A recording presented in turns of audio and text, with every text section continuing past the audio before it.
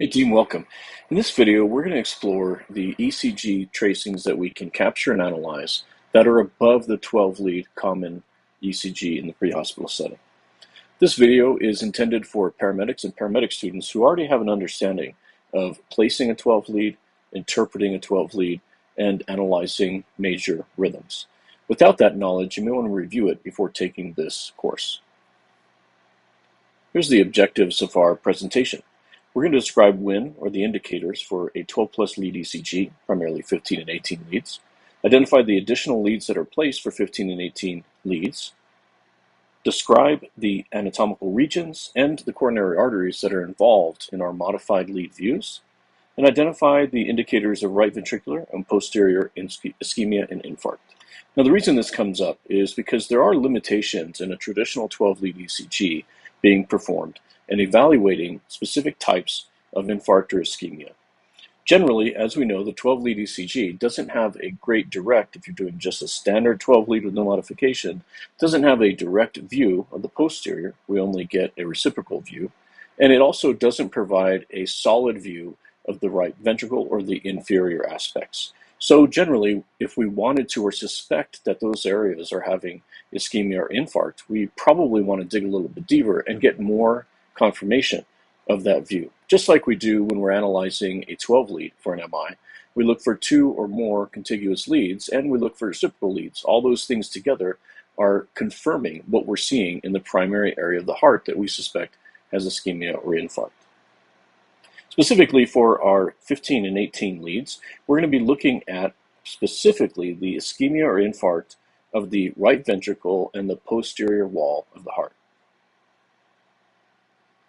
There is some science behind this. One, National Registry and our standard curriculum have added 15 and 18 lead views, sometimes as just a blurb, but added those views as a introductory training for new paramedics. In addition to that, though, and the science behind that, there's some things that we have to take into account. Posterior myocardial infarctions are very hard to view, and if we're not utilizing these changed ECGs, we really only get a reciprocal view of a part of the posterior by looking at our anterior leads.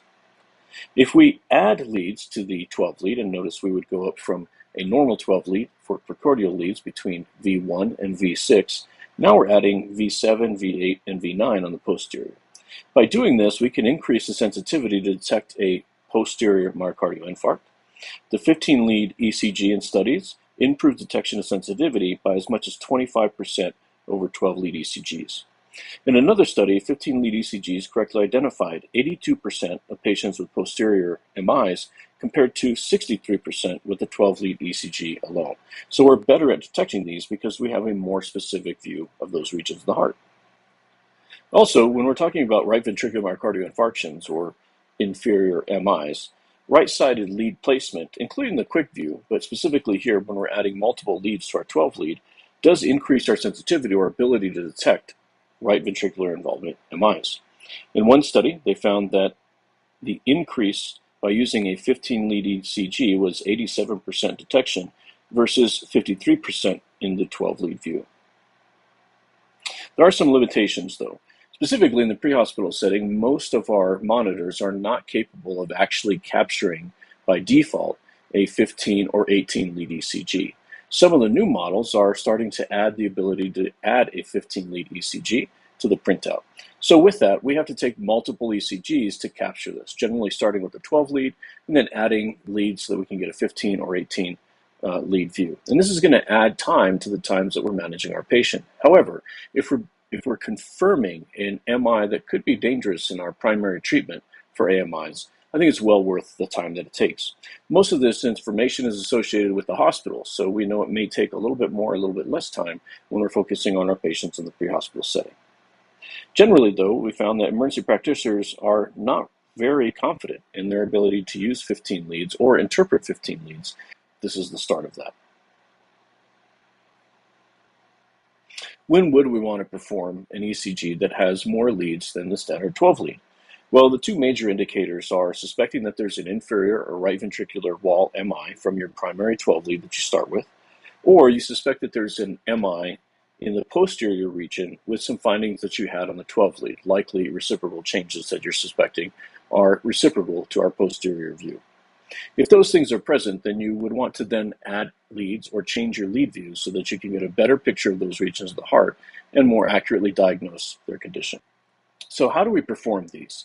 Well, of course, we're starting with our 12 lead evaluation. And in fact, you'll likely put the 3 or 4 lead onto the patient, get a quick view of their underlying rhythm, perform a 12 lead after placing the leads, and then that's the basis for moving on to 15 and 18 leads. Now, there is some variation depending on the resources that you use. Our resources for this information comes from the current paramedic textbook from Jones and Bartlett Learning, Nancy Caroline's Emergency Care in the Streets. So we'll use that as our primary placement. But again, there are some variations into which leads are utilized in 15 versus 18 lead ECGs. When you're seeking to get a 15 lead ECG, first get your standard 12 lead view, after of course your 3 and 4 lead view, diagnose the underlying rhythm, diagnose the ECG and 12 lead view, and then move on to the next step. When you're doing this, make sure that you're going to move the electrodes and then mark them on the 12 lead printout. If it doesn't have native 15 or 18 lead views, mark the leads that are changed when that printout is confirmed. When we're doing this, we're going to change the view primarily to look at the right side of the heart. 18 lead is going to start with the standard 12 lead ECG, so we get that done. Then we're going to record a right-sided ECG and record a posterior ECG. And then on those leads, we'll probably have at least 3 12 lead printouts. We're certainly going to note any of the ECG alternative leads on that printout, so anybody viewing in the patient's history understands that these are alternated views from our 12 lead. Let's look at some lead placement. And here I'm just highlighting the placement if you did a complete right-sided ECG, a 12 lead. If you did it all on the right side, these would be the electrodes that you'll move. And then you can see we have some highlights on whether or not it's used in 15 or 18 lead ECGs. If we're going to do a full right-sided ECG, which would be 12 lead just mirror imaged onto the right side, we would move all of these into the appropriate areas. For a 15 lead ECG, we would do a 12 lead and then add V4R and mark that as a quick look to underline that. But that's not the only place we're going to put a lead for 15 lead view, just the right side. If we're doing a 18 lead ECG view, we will cover leads V4 to V6 on an 18 lead, and we'll add some posterior as well. For the posterior, we'll be adding V7 and V8 for our 15 lead view to the posterior. And then if we're doing an 18 lead view, we would have V7, V8, and V9. Those make up our leads. As we talk about this moving forward, we'll have some pictures to highlight that placement and get you familiar with the portions of the heart that this ECG is looking at. So in a 15 lead ECG, as we pointed out with the past slide showing us precisely where to place those electrodes, we would apply standard 12 leads and then add to it for a 15 lead view V4R and V7 and V8, giving us an expanded view of the inferior and the posterior region of the heart. And you can see with this view, we have really only one additional view of the inferior portion of the heart, but we've added 2 views to the posterior. When we're doing this, we'll have a better view of part of the right ventricle and the majority of the posterior wall of our ventricles on the back side.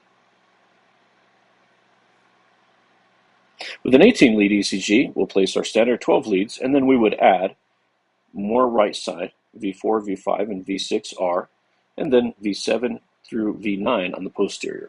So of course, 18 leads gives us an even further expanded view of the heart. And there's many more. There's something like, I think, a vest that has 80 leads on it, so you can get a 360-degree view of the heart. So really, the number of leads is almost endless. Now, once we've placed these leads, again, we get a different aspect of the heart, leading to a different view of the heart in 3-dimensional space. From the right ventricle view, moving all of our leads to the right, any of the leads to the right, or all of the leads to the right, gives us a better view of that specific area of the heart. Our posterior leads, V7, V8, and V9, are going to give us a direct view of the posterior portion of the heart.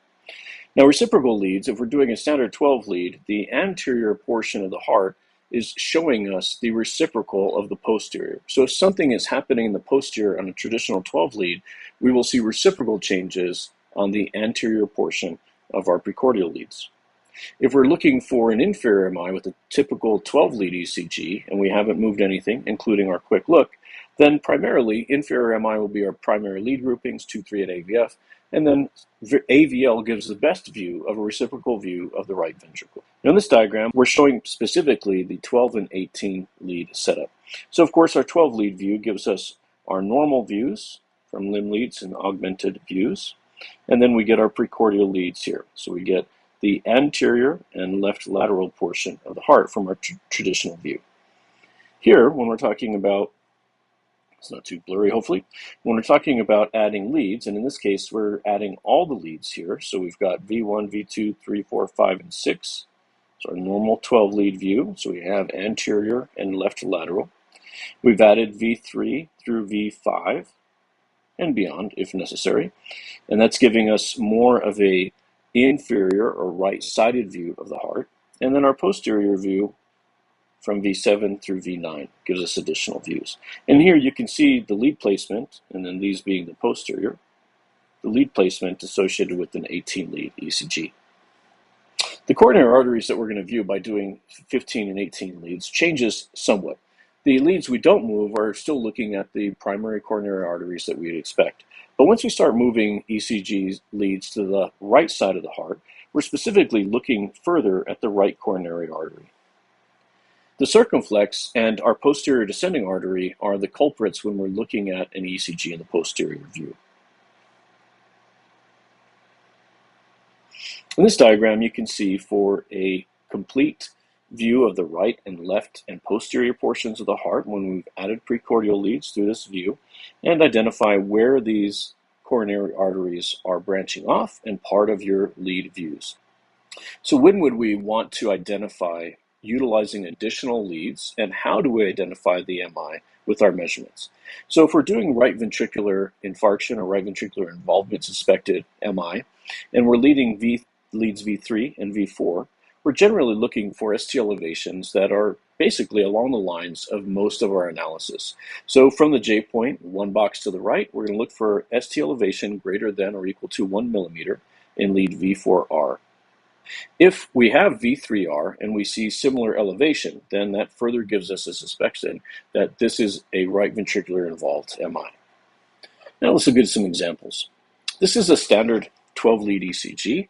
So none of the leads have been moved so far. First though, let's go ahead and try and diagnose, although we have a very small section of lead 2, the underlying rhythm. Let's first start talking about the rate for this patient. I'm going to assume that in these views, primarily for our purposes, that this is a regular rhythm, so we will use the sequence method. So it looks like here we have the R wave on the line before, that's one box, 300. The second box, 150. The third box, 100. And then we're just over. So the next line would be here. So that shows us that we have a rate that's less than 100. We do have a P wave present, so this is a sinus rhythm. And that P wave has a PR interval. Looks like it's right on the edge of a first degree heart block, so I'll leave it as normal sinus rhythm. But once we clean this up and you had a better measurement, you might find that it's just over the line for normal PR interval. Our QRSs look about the right width, so they're pretty narrow. The QT interval, here to here, is about 10 boxes, so that's going to give us a QT interval of 400 milliseconds, which is mostly for most ages and genders within normal bounds. Also, let's look at our axis. We don't have a prolonged QRS, so we don't necessarily need to assume, there we go, that there's a bundle branch, and I don't see one evident here if we look in V1. Let's look in lead 1 and AVF to tell us if we have a normal axis. So we're positive in lead 1, and our QRS is positive in AVF, so that tells us that we have a normal axis in this presentation. So we're going to call this a normal sinus rhythm underlying. Now, let me erase our marks, and we will identify the other components of this 12 lead. Okay, now if we go through and look at our lead groupings, it should stand out to you pretty significantly that we have ST elevation qualifying in lead 2. All right, now let's look at our lead grouping. It probably jumps out to you right away when we start looking at our inferior leads that we have ST elevation in lead 2, we have ST elevation in lead 3, ST elevation in lead AVF, and the ST elevation in lead 3 is greater than lead 2, further indicating inferior involvement. If we look at the ST elevation in lead V1, then we can find depression in V6 and lead 1. AVL also shows depression. So this is indicating that we have an inferior MI present. Okay, standard 12 lead. Now, assume this is the same patient. We've done another ECG, and with that ECG, we've captured the V4R.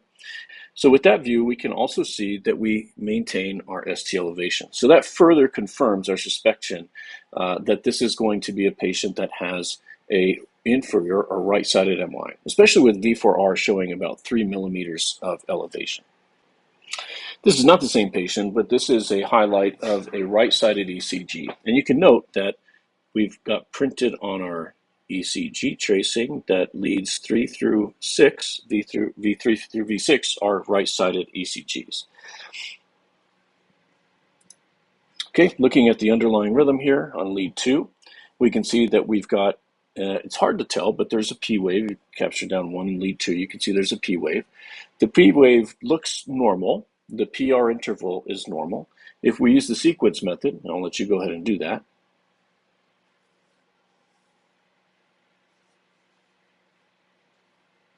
with the sequence method, I'm coming up with a rate about 74 beats per minute. So P wave, that rate, QRS is narrow. Our QT interval is about 0.32 or 320 milliseconds, so still less than most parameters. The axis is normal axis because we've got positive lead 1 and positive AVF. And so we'll call this also an underlying normal sinus rhythm. Now let's look for our ST changes. Now if we start looking with lead 2, lead 3, and AVF, we can see that there's some elevation. The elevation in lead 3 is greater than the elevation in lead 2, another certifying for inferior MI.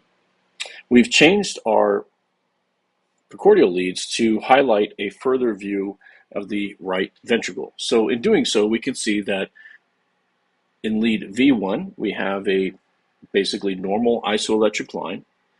Looks like we do have a little bit of an irregularity there, so our rate's probably a little bit off of what we counted. V2 is pretty significantly depressed. And then we can see ST elevation in all of our right-sided leads to some degree. So this is confirming again that this is an inferior MI. So when we're talking about posterior infarction, the indicators to do that posterior ECG is when you're looking at the primary 12 lead, in leads V1 through 3, which are anterior and septal leads, you're looking at the posterior from the reciprocal side. So V1 through V3 should have, if we're suspecting a posterior MI, ST depression, tall, broad R waves, upright T waves, and a dominant R wave in lead V2. If we do a full 12 lead in addition to if we do a full ECG in addition to the 12 leads, and we add leads V7 through V9, we should likely suspect it with the ST segment elevation greater than 0.5 millimeter in leads V7, 8, and 9, suggesting posterior myocardial infarct. Reciprocal ST depression in leads V1 through V3 would likely be seen. Let's take a look. All right, so in this image, we're highlighting the change in view if we were to simply just flip this around as a mirror image. So this is not an additional lead view. This is just lead V2 flipped around. And you can see, if you see ST depression in V2 in your primary leads, it becomes ST elevation in your posterior leads. All right, let's start with this 12 lead. Look at lead 2. Here we do have a lead 2 printed at the bottom. So let's analyze it. Do you see a P wave? So this is sinus in origin. Let's go ahead and determine our rate.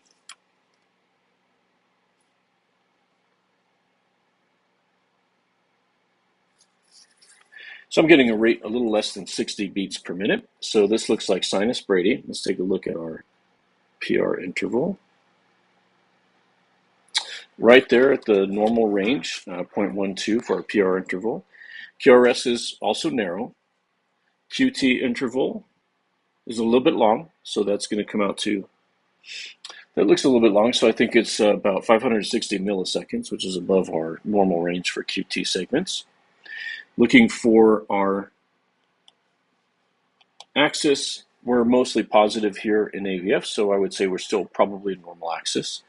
And underlying this is a sinus Brady ECG with some QT segment elongation.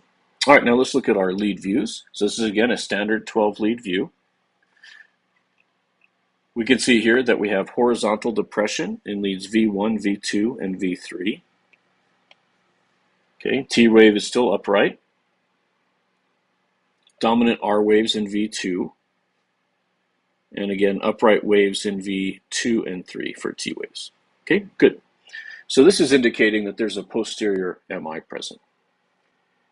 Same patient, and they've now done a posterior ECG, so you can see they've made the note here on leads V4, 5, and 6 to become V7, 8, and 9. So V1, 2, and 3 are the same. So right next to it, we're looking at the reciprocals of those leads. And you can see in the reciprocal leads, we have elevation in all three of these leads, and then also confirmed with our anterior leads, we have depression. So we've got our contiguous leads, posterior leads, and then our reciprocal leads telling us about the same thing. Okay, let's look at another ECG here. Lead 2 again at the bottom. Oh, this is the same. All right, let's look at this lead. We've got lead 2 at the bottom again. Looks mostly regular. So we'll go ahead and use our sequence method.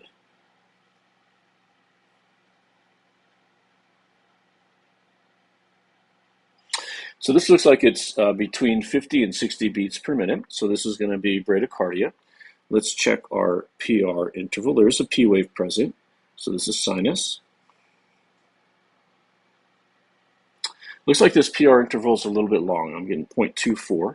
So this looks like a sinus Brady with the first degree heart block on it. Now let's go through and make sure that we have the right axis. Lead 2 is positive. AVS is biphasic, so we'll call it mostly positive. It's probably getting ready to transition. So this is a normal axis. QRS is still pretty narrow, right on the border here though. Now let's look through our other leads. This is a standard 12 lead. So looking at 2, 3, and AVF. Okay, those look pretty good. In V1, don't see any major depression, but in V2, you can see some depression. V3 depression. Okay, continuing. It looks like V4's got some depression as well. Excellent. Okay, so with that, we can suspect that there's a posterior involvement in this ECG. Again, when you look at this in V2 and V3 specifically, you can see that we've got a tall, broad R wave, dominant R wave in V2. Looks like our T waves are upright in the terminal portion, so V2 and V3. So all of that together, again, tells us that we may be suspecting a posterior MI. Okay, now let's look at another version of this patient's view. So in this EMS view, aside from lead 2 on most monitors at the bottom here, we would then move all of our leads, so V4, 5, 6, R. Okay, in this view, we now have moved our ECG. So this is showing primarily a posterior placement. So we've changed V1 through 3 to V4 through 6, and then our posterior, primarily V8, 7, 8, and 9 are present. So now that we've moved those primary views, we can go back and look to see if we have anything that associates with elevation. And remember, in the posterior, elevation is greater than 0.5 milliliter, and it does look like we're meeting that on this ECG tracing. If we look at lead 3, 2 looks about normal. Lead 3 and AVF have some elevation, but no Q wave present. So this probably means that the inferior portion of the heart has some involvement, but it's not progressed to an infarct since there's not a dominant Q wave. All right, so further confirming a posterior, posto-inferior, perhaps, ECG. All right, let's quickly review why this is important and what we would do about it. We will use additional lead views to get a better picture of typically difficult areas of the heart to view with a 12 lead, including the right ventricle and the inferior portion of the heart and the posterior portion of the heart as well. Lead placement. If we're doing a right-sided quick look, we would do a normal 12 lead with V4R added to it. We can also add V3, V4, and so on to the right side to get a better view. For the posterior leads, we can use V7, 8, and 9 leads on the posterior portion of the heart to get a very good picture of the posterior wall.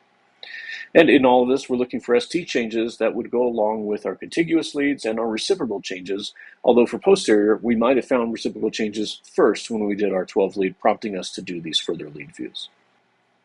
All right, here are references for this presentation. If you have any questions, please reach out. Hopefully this helps you in expanding your ECG analysis and capturing when determining whether a posterior or inferior or right ventricular wall MI is present. Thanks.